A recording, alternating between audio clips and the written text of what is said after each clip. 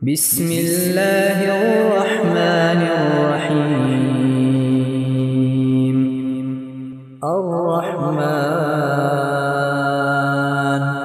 علم القرآن خلق الإنسان علمه البيان. الشمس والقمر بحسبان والنجم والشجر يسجدان والسماء رفعها ووضع الميزان ألا تطغوا في الميزان وأقيموا الوزن بالقسط ولا تخسروا الميزان والأرض وضعها للأنام فيها فاكهة والنخل ذات الأكمام والحب ذو العصف والريحان. فبأي آلاء ربكما تكذبان؟ خلق الإنسان من صلصال كالفخار وخلق الجان من مارج من نار. فبأي آلاء ربكما تكذبان؟ رب المشرقين ورب المغربين. فبأي آلاء ربكما تكذبان؟ مرج البحرين يلتقيان بينهما برزخ لا يبغيان. فبأي آلاء ربكما تكذبان؟ يخرج منهما اللؤلؤ والمرجان. فبأي آلاء ربكما تكذبان؟ وله الجوار المنشآت في البحر كالأعلام. فبأي آلاء ربكما تكذبان؟ كل من عليها فان ويبقى وجه ربك ذو الجلال والإكرام. فبأي آلاء ربكما تكذبان؟ يسأله من في السماوات والأرض كل يوم هو في شأن. فبأي آلاء ربكما تكذبان؟ سنفرغ لكم أيها الثقلان. فبأي آلاء ربكما تكذبان؟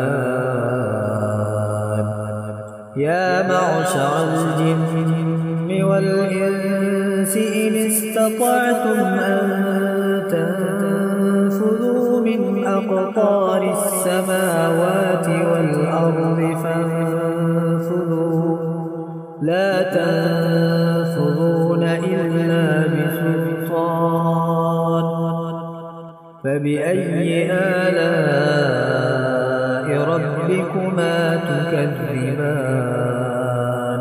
يرسل عليكما شواظ من نار ونحاس فلا تنتصران. فبأي آلاء ربكما تكذبان؟ فإذا انشقت السماء فكانت وردة تكذبان فبأي آلاء ربكما تكذبان فيومئذ لا يسأل عن ذنبه إنس ولا جان فبأي آلاء ربكما تكذبان يعرف المجرمون بسيماهم فيؤخذ بالنواصي والأقدام فبأي آلاء ربكما تكذبان هذه جهنم التي يكذب بها المجرمون يطوفون بينها وبين حميم آن فبأي آلاء ربكما تكذبان ولمن خاف مقام ربه جنتان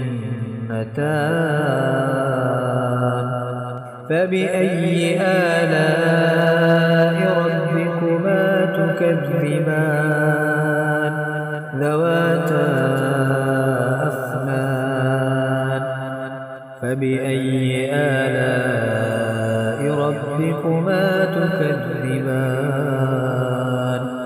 فيهما عينان تجريان فبأي آلاء ربكما تكذبان فيهما من كل فاكهة زوجان فبأي آلاء ربكما تكذبان متكئين على فرش بطائنها من استبرق وجنى الجنتين دان فبأي آلاء ربكما تكذبان فيهن قاصرات الطرف لم يطمثهن إنس قبلهم ولا جان فبأي آلاء ربكما تكذبان كأنهن الياقوت والمرجان فبأي آلاء ربكما تكذبان هل جزاء الإحسان إلا الإحسان فبأي آلاء ربكما تكذبان ومن دونهما جنتان فبأي آلاء ربكما تكذبان مدهامتان فبأي آلاء ربكما تكذبان فيهما عينان نضاختان فبأي آلاء ربكما تكذبان